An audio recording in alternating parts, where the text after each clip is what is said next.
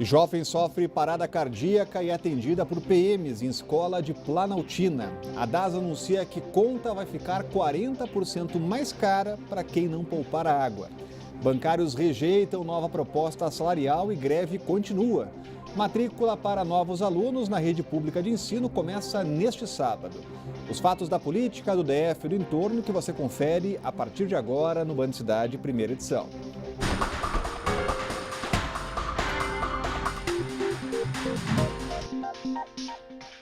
Olá, uma boa tarde a você. E cansados dos constantes acidentes, os motoristas que passam pela DF 451, que liga a Ceilândia a Braslândia, querem a duplicação da pista e o aumento da fiscalização. A preocupação constante de quem atravessa os 6 quilômetros da DF 451 tem um motivo. É fácil encontrar relatos de quem presenciou acidentes por aqui. Pode-se considerar que todo fim de semana tem acidente aqui. E o que é pior, que eu considero ainda pior, porque os acidentes sempre têm vítima fatal. Sempre morrem pessoas. Para cobrar uma solução das autoridades, moradores protestaram. Chega de morte! Chega de morte! Nas margens e ao longo de toda a via é possível ver vários pedaços dos carros envolvidos nos acidentes e cruzes que simbolizam as mortes que já aconteceram na pista. Os moradores afirmam que, na maioria das vezes, a principal causa é a imprudência dos motoristas. Excesso de velocidade e álcool. Final de semana, principalmente. De sexta à noite até domingo são vários acidentes. Então a gente escuta a pancada lá de casa e de repente você vê o SAMU descendo as ambulâncias, a polícia. Nós não temos acostamento, isso é uma coisa que conta bastante, não temos nenhum tipo de fiscalização de velocidade. É um setor de chácara onde final de semana o índice de acidente é bem maior, porque nós temos várias casas de show, de festas, e que as pessoas vêm, participam e vão embora embriagadas. De tantos acidentes, o local é chamado de Pista da Morte. No início deste mês, 2 crianças de 4 e 7 anos perderam a vida após o carro em que estavam bater em outros 3 veículos. Com certeza, com a duplicação, será evitado, as vítimas, que sempre vem acontecendo todos os dias aqui. Como eu te falei agora há pouco, nós temos um levantamento de que esse pequeno trecho de 6 quilômetros está havendo muito mais acidentes, com vítima do que a própria BR-070. Então isso é preocupante, O DR informou que uma equipe esteve no local para iniciar o estudo de instalação das barreiras eletrônicas e pardais na pista. A previsão é que até novembro as intervenções sejam concluídas. O departamento disse ainda que vai intensificar a fiscalização à noite e também nos fins de semana, dias com maior incidência de acidentes naquela estrada. Agora, o que a população pede é que reduzam, caiam os números de mortes lá, que são assustadores, Cláudio Humberto. Exatamente. Evidentemente que um dos grandes motivos de acidentes é gente que dirige embriagada mesmo, em alta velocidade, isso acaba envolvendo em acidentes, e são acidentes sempre fatais. Agora, os moradores têm toda a razão. A solução para ali, além da criação de balão e ao longo da pista, aquilo é uma reta imensa, plana, e convidativa para os menos responsáveis. A melhor coisa a ser feita por ali é exatamente a duplicação dessa pista. Reduziria muito, pelo menos, a letalidade dos acidentes. Mas o governo está ruim de serviço, está quebrado, reclama que não tem recursos para investir e, com isso, a população de Braslândia, ou as pessoas que utilizam essa estrada a rodovia que liga Ceilândia a Braslândia, ainda vão sofrer muito tempo e muitos morrerão ainda antes que o GDF tome uma atitude. E continua internado em estado grave o jovem de 24 anos que sofreu pelo menos 3 paradas cardíacas dentro do Centro Educacional de Planaltina. Yuri Martins é ex-aluno da unidade e tinha ido buscar a namorada no fim da tarde de ontem. A suspeita é de que ele tenha levado um choque elétrico ao encostar no portão. Nesta quinta-feira, nossa reportagem esteve na escola e constatou alguns perigos.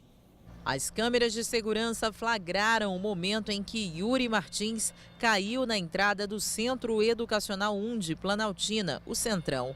O jovem de 24 anos sofreu pelo menos 3 paradas cardíacas. Por sorte, policiais militares que faziam ronda ao redor do colégio prestaram os primeiros socorros e levaram o rapaz para o hospital da região. Este vídeo, feito na manhã desta quinta-feira, mostra o local em que o incidente ocorreu. Ele teria se segurado na grade e caído, o que levantou a suspeita de que o ex-aluno da escola teria levado um choque elétrico. Nossa equipe não foi autorizada a entrar na escola. A coordenadora da escola se recusou a gravar entrevista. Disse apenas que o rapaz sofria do coração e que não teria sido vítima de choque elétrico. Mas eu conversei com alguns alunos nesta manhã e eles disseram que algumas salas estão sem energia elétrica. E detalhe, este portão eletrônico só está funcionando manualmente nesta manhã. E veja só como o perigo está nítido. Fios elétricos saindo do poste estão soltos e encostam na cerca de arame farpado. Já vi vários fios descascados por a escola por aqui. Certeza que pode ter sido choque. Os parentes de Yuri estão de prontidão no Hospital de Planaltina desde ontem à noite, em busca de informações. Eles também preferiram não gravar entrevista, mas a namorada disse que o quadro dele é grave. A mãe de Yuri negou que o filho tenha problemas no coração e acredita que ele sofreu um choque elétrico ao segurar o portão da escola. Em nota, a Secretaria de Educação disse que apura as circunstâncias do incidente. Agora parece um pouco precipitada a posição da escola, dizendo que não tinha problema nenhum, que o problema era de saúde do rapaz.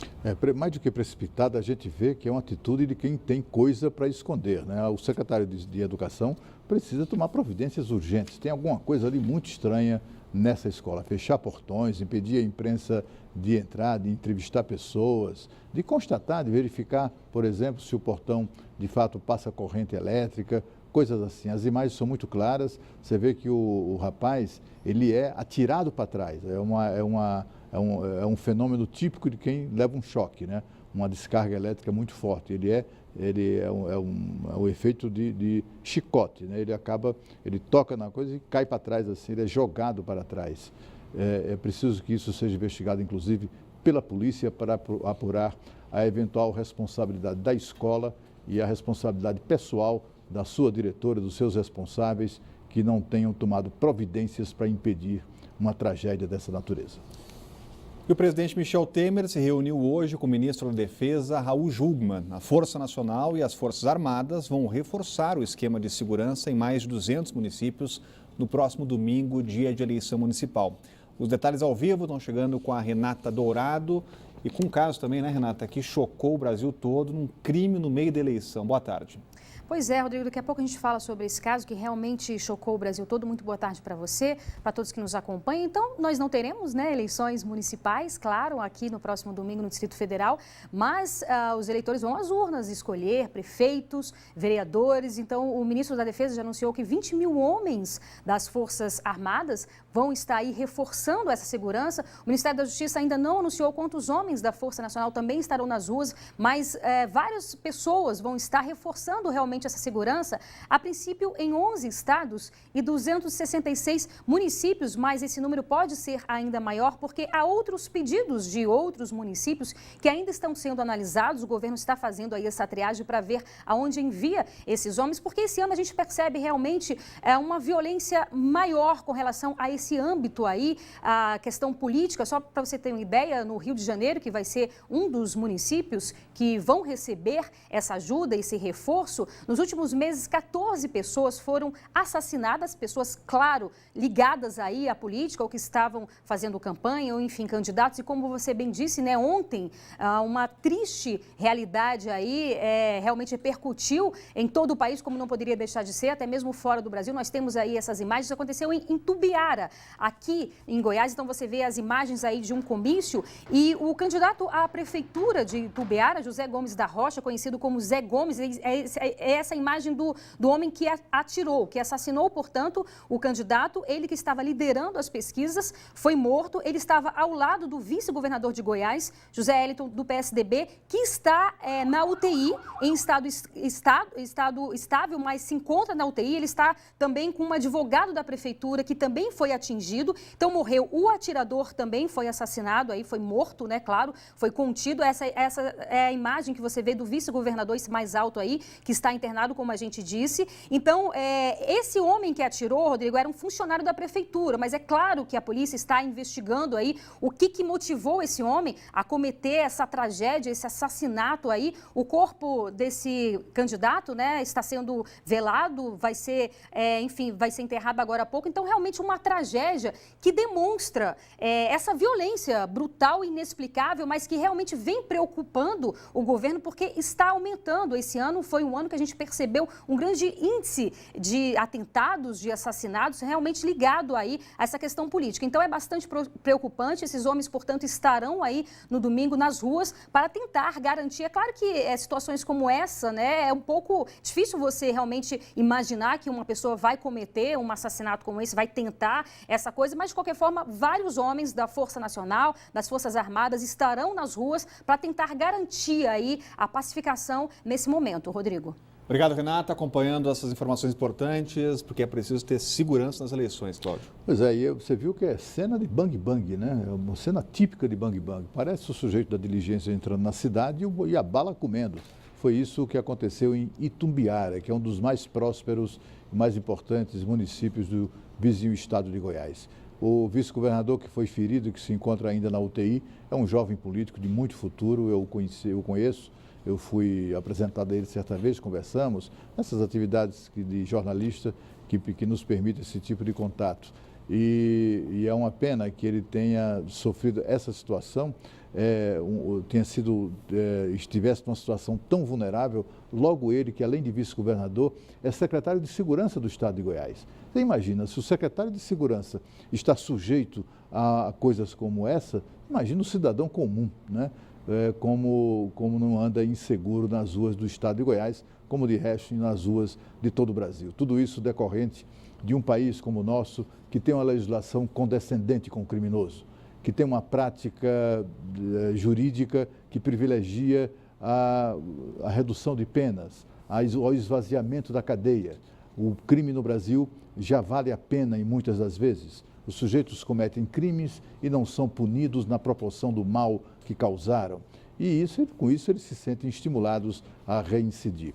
Qualquer delegado mais experiente pode afirmar o que um grupo deles já me disse certa vez numa reunião em que participaram delegados federais e delegados da Polícia Civil, e ambos inclusive foram ao detalhe de números, etc. e tal, mostrando que mais de, no mínimo, 70% dos crimes cometidos no Brasil são crimes produtos de reincidência, ou seja, de gente que já praticou o crime antes, valeu a pena e voltou a praticá-lo. E a seguir, a DAS anuncia que a tarifa vai ficar 40% maior para quem não poupar a água. A gente volta já já.